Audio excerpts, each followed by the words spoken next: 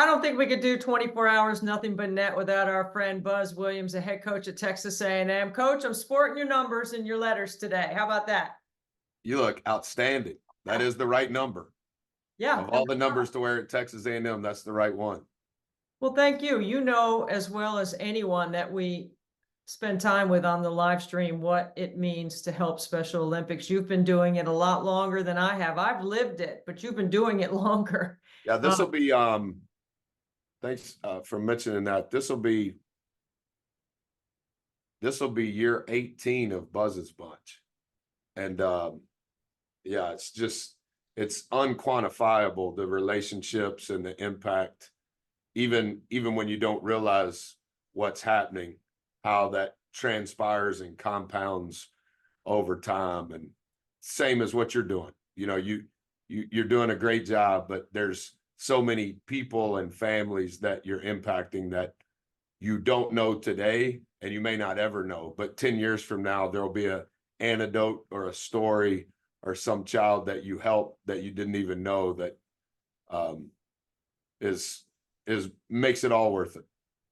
Well, I think you're doing the same thing. I'm just following your example. And like I said, Frankie's 26, so I've lived it, but you've done it longer. And it's really amazing that you've been able to combine all your passions into one thing. Buzz, I know you have a lot of passions, but your family is involved. Your wife is definitely in charge of a lot of things that go on in the Williams household, right? But Yes. Buzz's Bunch has stood the test of time no matter where you've gone. Why do you like doing it? You know, each jersey that each team member gets, you know, it has the appropriate colors.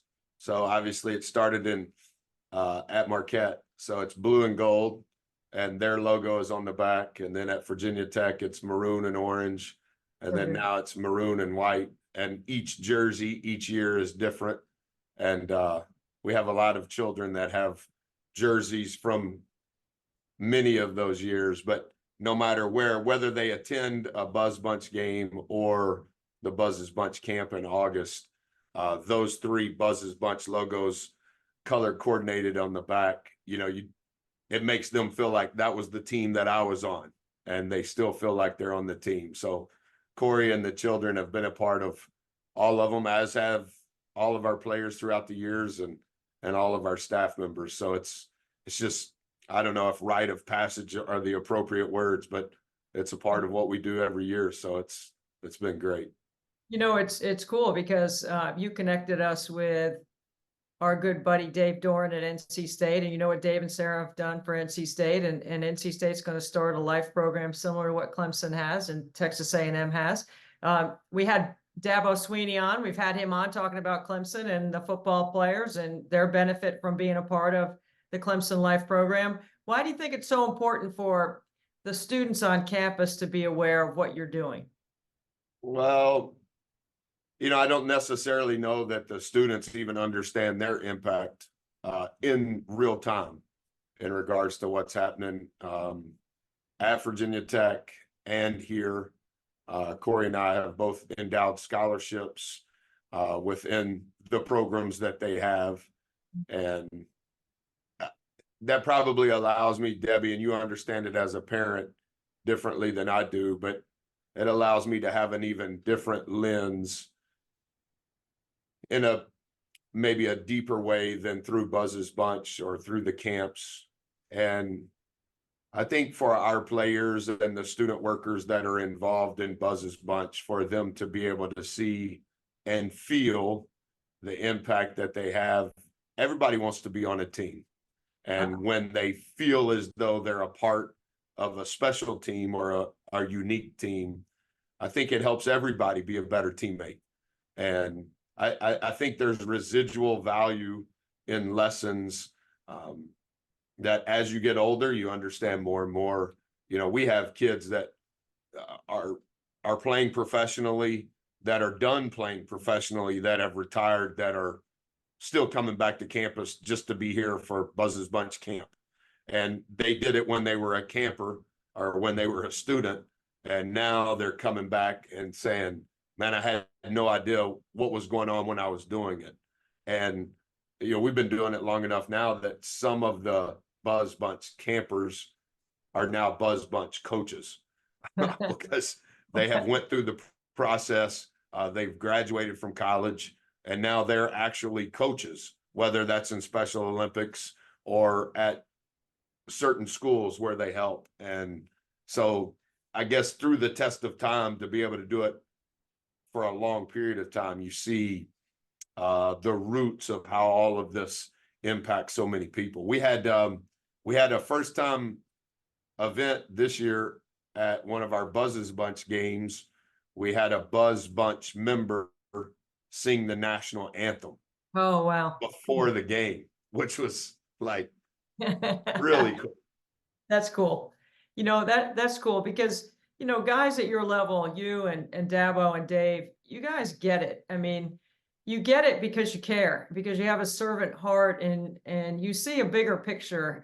You're such a detail guy. And that's what I admire about you so much is, I always feel like I got to sit up straight and make sure everything is buttoned up right, because I know that I would want to come to any sort of interaction with you with great preparation, because I know that you have great preparation in everything that you do. And when it comes to dealing with this community in Special Olympics, you have great preparation for that too, Buzz. It's not like you're just doing Buzz's Bunch just because it's something that you just throw out there and throw it together. I mean, it is a meticulous, thought out plan that you've been evolving over and over because it matters to you. And I see it through your own children. Bubba hits me up once in a while on text, and I love talking to Bubba. I think Bubba is just a cool kid, and he is definitely an extension from you and Corey. I mean, you can just see how much he loves and enjoys everything he does. And that's really neat as a parent. And it's all a part of the bigger picture that you see and you share with Corey do together. Yeah, we just try to make all of it a part of what we do, right? Whether it's Texas A&M playing a game or Virginia Tech playing a game, we don't want it to be exclusive to the institution. We want it to be about the people and about the families that they represent. And, we have former players who have been a part of Buzz's Bunch that are doing things for those families that they met when they were a player, that whether that's a surgery, whether that's a lot of different things. And I don't ever tweet any of that stuff out. I don't want it to be about that. But I think that until you notice what you do, you don't notice what you do. And I think you notice more and more how your life is intertwined with the people that you meet, whether that's through a team, whether that's through an organization. And our world is going so fast, and this college athletics has become so volatile, but it's still people. And I think when you can slow down enough and find positive ways to impact their life, regardless of what the result of a game is or your record or things of that nature, I just think that things tend to work out the right way for people that do that. I was having this conversation with another basketball coach, and it was about the landscape of college basketball, the portal, the NIL, the collectives, all the things that come with it. And when you're a good guy and you do things the right way, you can manage it. It's not fun, but you can do it. But if you're not a good guy, you are not going to last in this landscape, because people see through that. They just see through it. It's not going to work. You could give this guy that and give this guy something else, but if you're not a good guy in the process of doing it and not doing it for the right reasons, it's gonna backfire. I really believe that. The last note you sent me is right here. And so I tore it in half. So this is just the front half. And it's set on my desk since you sent it. And the reason I leave it there is it's a reminder, not of the 24 hours, nothing but net, even though that's the logo. It reminds me that you have to try to make an impact, whether social media finds out or not. And it's ironic to me, speaking of NC State, and obviously I love Coach, and used to be in that league. So obviously know Coach Keats really well, but this was at about the time that the ACC tournament was about to begin. And you think of what happened at NC State at the moment in time they entered the ACC tournament and where they are today. Yes. And it's a completely different shift. And that's not to say anything that Coach Keats wouldn't say, because I don't know any of the players on the team, but I do think that I've just left that there because it was a reminder to write you back. But I've left it there as a reminder to me that you can impact people through ball, but not necessarily through a specific game. And that's ironic that you would say that, because it's been on the side of my desk since then. And then, if you don't mind, since you showed me the cup, you remember the You got to juice? have your own juice. I need to send you a couple more. Do you wear So medium or large? I've been working out in this, especially training, getting ready, because I got to have the juice, man. I got to Yes. be like, I got to be on top of my game right now. I mean, All right, I'm making a note now. I need to send you when you do the 24 hours, how many different shirts do you think that you wear? Well, it depends on how hot it is. It's been pretty On the hot. climate? Yeah. Is that a size medium or large? I think this is a medium men's. Okay, I'll send you some more. You know, I love you've I'm gonna always find you a good one. Yeah, something that I can wear like during the right time. Yeah, I have a list. I just made a note of it. I'll make sure I send. It's next week, right? Yeah, 18 and 19. So Okay. so last year was Mother's Day, so you were taking Corey out. This And year, you know what, how year about, before you were going to a baseball game. and you know what May the 18th is this year? I'm the commencement speaker for Mason's high school graduation. That's fantastic. Okay, and immediately after the high school graduation, we're going to celebrate Sissy's college graduation from James Madison, and immediately after Mason's graduation, Sissy's graduation, and it's baby's 15th birthday. So there's a lot going on with nothing but net that day. And you know what? And Bubba is going to come on with us later in the night, because that's what he did last year. And that's and that he's already texted me. Somebody in the office let me know that somebody in the office let him know that I was Zooming with you today. And he texted me, tell Debbie I want to still talk to her during the marathon. I said, okay, I'm sure she knows. Oh yeah, I texted and asked him if he would come on with us, because he was letting me know. He was letting me know he knows Debbie too. No, come on, listen. I know Sissy and Bubba and Peyton and Baby. I've met them all. I know. I remember when Bubba was just a little dude at Virginia Tech running around, Yes. And do you know the first time that you met Bubba was on the ship when we were at Marquette? That's right. And you remember the game was canceled. Yep. And I remember. For whatever reason, he knew that you were there. Like, he thinks that that's when he first met you, which it was. Well, I was excited to meet you. That was my first encounter with you also. That's how old I'm getting. Hey, listen, man, I'm, AARP mail still arriving, and I'm out in the driveway shooting free throws. Who else is going to be on? Is Dabo going to be on? Yeah, we're going to have Dabo on, and Coach Doran. We get a couple other basketball coaches. Brad Brownell's a good buddy because of Clemson and Clemson Life. Kevin. Great coach. Wes Moore, NC State. We've had him on. We've had Lisa Bluter on from Iowa. We got a star-studded cast here. Coach K with us. Coach I feel privileged to be among that group. They all have a higher winning percentage than I do. Every single one of them.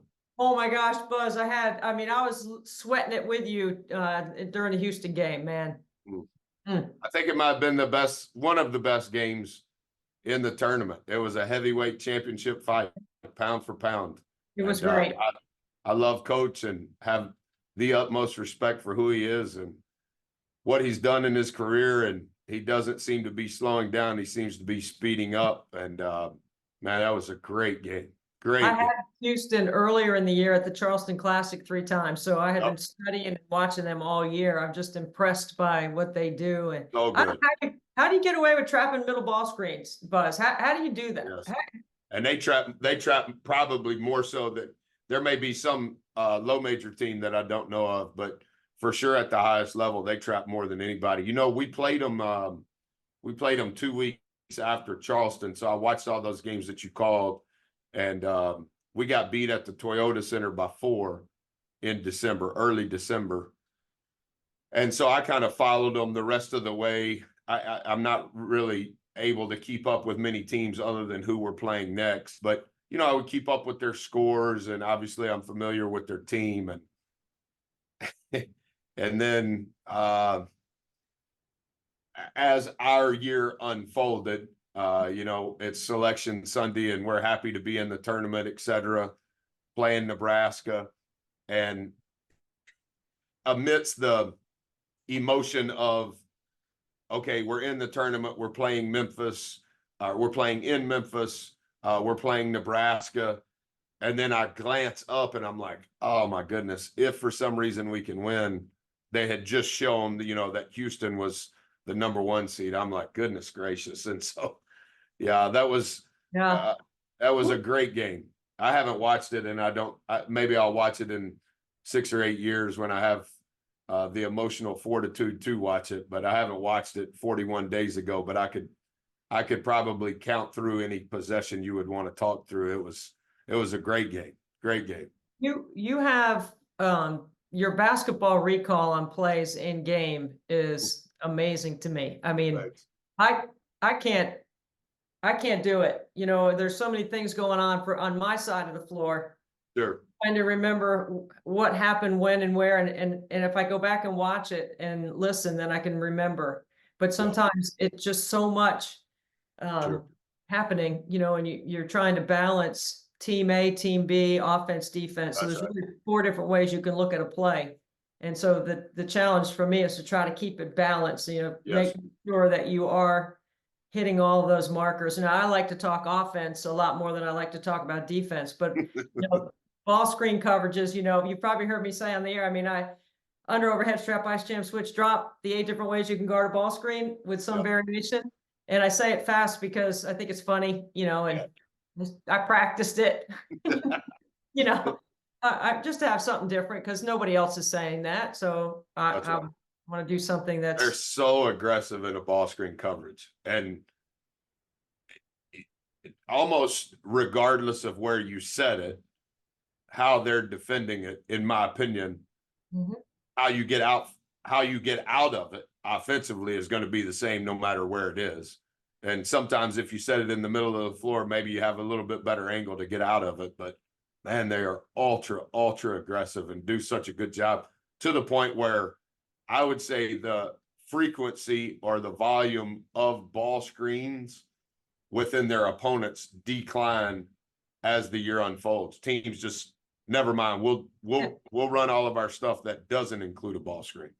and they never get the cylinder call either. You know, like they are really, like you said, they're aggressive in trapping, and they just trap hard, really hard. It's fun. It's fun to watch. That I enjoy watching. That's That, right. you know, because you know how hard it is to exactly do what you just said. That's So, exactly. you know, a lot of leaders are always talking about the journey versus the end result. And each year, your journey with your teams are just a little bit different. You know, you had times where you had a dip and then you come back up at the right time, or your dip was early and then you kept building. You know, like it never is the same. The ebb and flow of it is never the same. How do you manage all that? Like, is it just compartmentalizing the next detail and the next step, or is there Yeah. something else that you're doing? I think some of it is probably compartmentalizing it. And I think in some ways, the older I get, I'm better at it than I once was. I don't think in 2024, whether the result was good or bad, I think within your program, there has to be a process on what are we doing the next day. And I think we've done a better job with each passing year of emotionally moving on. And, you know, we don't use days of the week in our program during the season. So you would never, if you came to visit me for a day and you ask anybody in the program during the season, what is today? They would never say today is Monday. Or if you came on May the 18th, they would never say to you, today is May the 18th. We don't use days and we don't use dates. We don't use players' names. We use numbers. And so the days or the dates are always associated with numbers during the season. So it's either 2 days before, 1 day before, day of, or day off.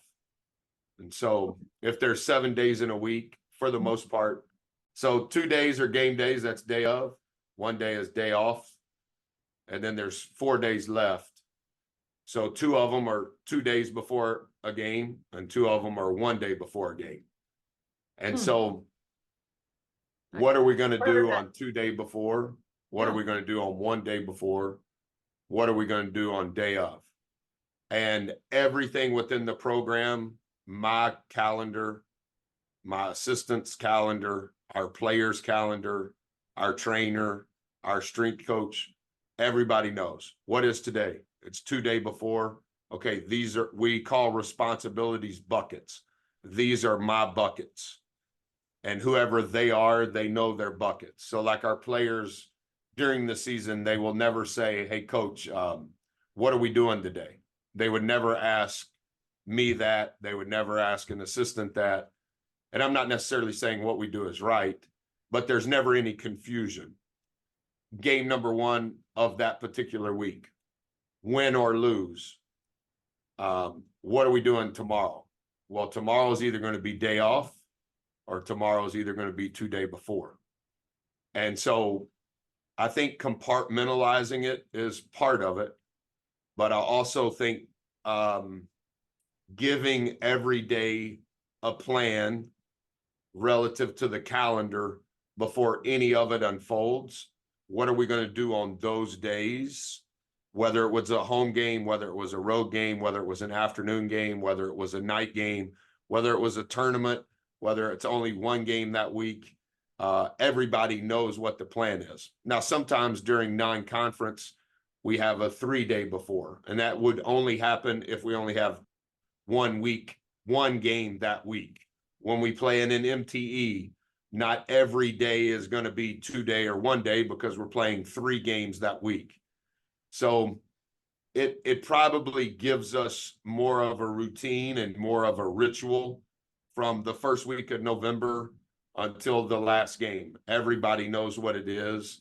And I think to some degree, it helps some of the emotional trauma and some of the emotional highs of, okay, what are we doing tomorrow? We got to go to the next thing. And obviously, the more experience you have in the program and they've been through that, then they know what's upcoming. And that kind of becomes the critical mass of players that lead the way on, hey, coach is not going to stay on this too much. We're going to the next thing. Now, if there's a day off, any day following a day off, we have early bird, no matter what. So if we play on Saturday and we're off on Sunday, that means early bird is Monday morning at 6:30. If we play on Wednesday and we're off on Thursday, that means Friday morning is early bird 6:30. Early bird is up to me. It's going to happen, but it may be we're reviewing the previous game. It may mean we're installing an out of bounds play for the upcoming opponent. It may mean we're starting early for 2 days before if it's actually 1 day before. So early bird is always my jurisdiction, and they know that's up to me. But everything is kind of scripted. The administrative assistant knows, the director of ops knows, the video coordinator knows, and they know their buckets relative to that particular day. you have never described that to us before. That No, is I out. don't think so. Not many people, Debbie, know. I would have to show you a few other things and it would make even more sense to you. So there's 9 different things that I do every day, and those 9 daily disciplines never change. There's always going to be 9. But like we're in the month of May now, and so one of the 9 daily disciplines is SWP, share with a player. I don't do share with a player in conference play. During conference play, it's W2P, right to a player. So there's always 9. 5 of them never change, but 4 of them change based on which month out of the year it is. Like I write my kids every day. So this is Sissy's note for tomorrow, and this is Bubba's note for tomorrow. Wow. Babies and Masons are at my house. I'll slide them under the door in the morning before I go to work. So if they go to school, I write them a note every day. So one of those 9 daily disciplines is WMK, but that doesn't happen in June, July, and August. I sub a different daily discipline in when they're not in school. So some of the 2-day, 1-day, day of, for instance, if we play on Saturday and we're off on Sunday and our next game is Wednesday, that means Wednesday's day of, Tuesday is 1 day before, Monday is 2 day before, Sunday is day off if you're a player. If you're a coach, that means it's 3 day before. And I have a routine if it's 3 day before, what the video coordinator is going to give me. We meet for 1 hour and he's showing me the stuff that I request for each opponent. And he's showing it to me. He's got it on Fast Draw. He's got it on my computer. And then I'm going to meet with Coach Lair. Coach Lair, you know, who I work for at Colorado State. We call it Big Rocks. Everything in Big Rocks is 4. These are the 4 things our players have to know. So I'm going to meet with TJ 3 day before. If that was that particular week, would be Sunday after church, after brunch with my family. Meetings start at noon. So I have my first meeting noon to 1. Then I'm going to meet with Coach Lair from 1 to 2. Then I'm going to meet with our offensive coordinator from 1 until 2:30, probably. At 2:30, I'm meeting with Rock. Rock is one of his buckets. He's the head coach in charge of personnel. So I'm doing personnel on the opponent and reviewing our personnel as far as the analytics. I do that from 2:30 to 4. And then I meet with our defensive coordinator from 4 until 5:30. And then each support staff coach, they're helping every other game. So one of our support staff assistants is helping on the game on Wednesday, which means the game that just finished on Saturday night, the other one was doing Saturday. They're constantly rotating and they sit in on when I meet with the defensive coordinator. So depending upon if you're a player, the day off means something different. 2 days before, the players know when they're training, they know when we're doing film, they know what we're going to cover in film, but the actual staff, we're doing things leading up until we meet with the team. So that's whatever that is. If the first game is November the 4th, we're doing it every day. It's fascinating, Buzz. I mean, you know, I always say this, people think they know who you are by who you represent on the sideline, your team, your demeanor, how you deal with officials. They don't know anything about No. you. It's so interesting to me when someone like yourself allows us behind the curtain to see, you know, like open it up like you just did. That is fascinating. Like I keep telling you, I'm going to come even though I don't have a game in the SEC. I don't get why. I would really like to. Yeah, you would enjoy it. There's a lot of the process stuff that you learn from, that you enjoy. Like, I don't know if I think I have before. Those are the meetings that I have. And then I basically take all of that information and like, there's software called Lucio. And Lucio is basically fast draw simulator. So let's just say that XYZ University runs cross screen, down screen. Fast draw would be the play drawn up, cross screen, down screen. Lucio just means you can see the cross screen take place and the timing of the down screen and the ball being initiated below the free throw line. So that's one of the 9 things that I do 2 days before a game. It's called Lucio. And so the video coordinator, he shows me all of the plays. He has all the plays written out on fast draw. But then on my iPad, and I have no technological sense whatever, just like this Zoom, I don't have a computer. This is not my computer. There's no computer in my office, but they have my iPad set up. And 2 days before, one of my daily disciplines is I'm going to watch the Lucio. It's already on my computer when XYZ runs it and how many times they've ran it and which plays they run the most. But then later in the day, I'm going to memorize the plays on Lucio. So I'm not watching the players. I'm just watching the action. And then 1 day before, I have game charts. So I write our players before every game. So each player has I would have to show it to you, but like this, each player has their own card and it has their own logo.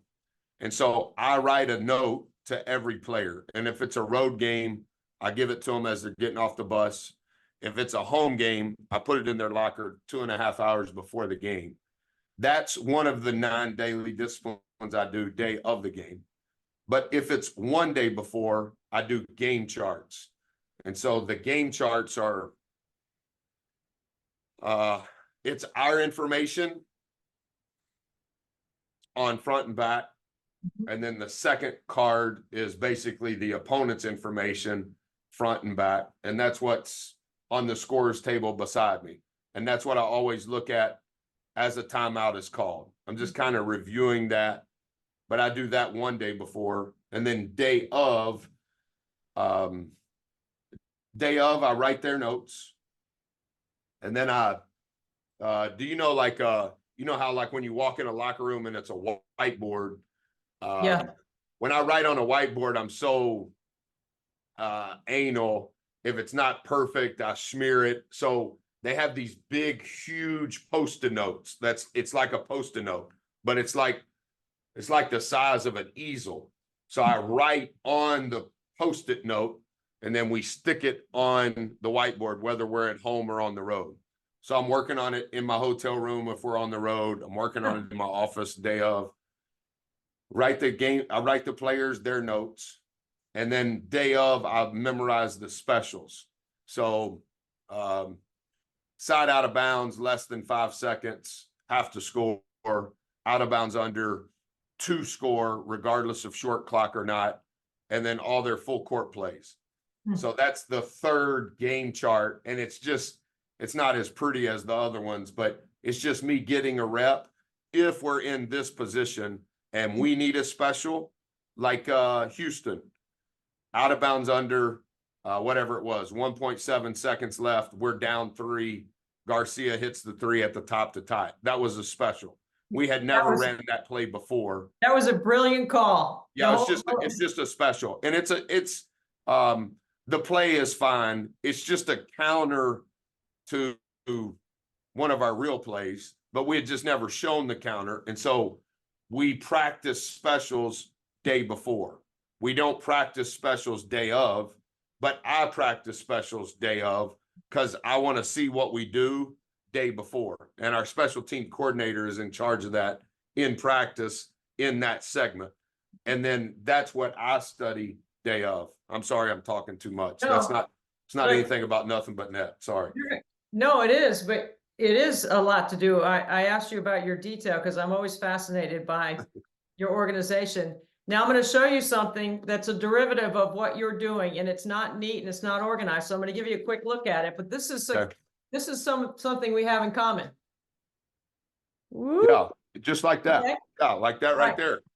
Now, the other thing that I learned from you, I don't even know if I ever told you this, Buzz. I was in practice one day at Virginia Tech, and you were working on a half court trap.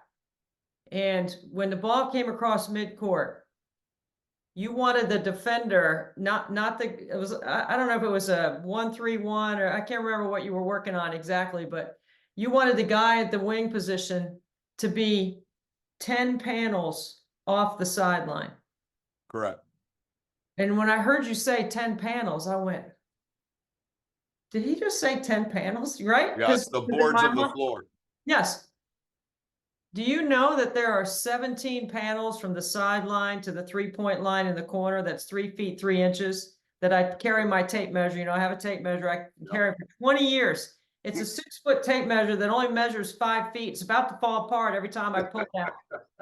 And I use it to measure, just in case somebody shoots a deep three, you just got to go out there and measure it, right? I want to get some accurate kind of detail on it. But I have used 17 panels from the sideline to the 3-point line and 3.5 feet, 3 feet 3 inches, 3 feet 3 inches.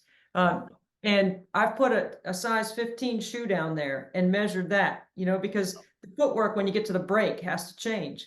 And so I would have never thought of that. If I it just makes a kid, it just makes a kid remember, like, why is he saying 10 panels? Why is she saying 17 panels? It's just for, and that's what I'll tell them. It doesn't really have to be 10, but if you're thinking 10, it's going to be 10. Yeah, it's just to give them a different way of thinking in that moment in time. And for me, it's a way of describing footwork once you get to the break, why it's important, how you have to practice it, how you have helps your spacing for sure. Yeah. So it's a different way of, again, it's another, like, you have things that you do that are unique and different, and I'm trying to do the same thing so that we can teach and entertain on the That's right. That's right.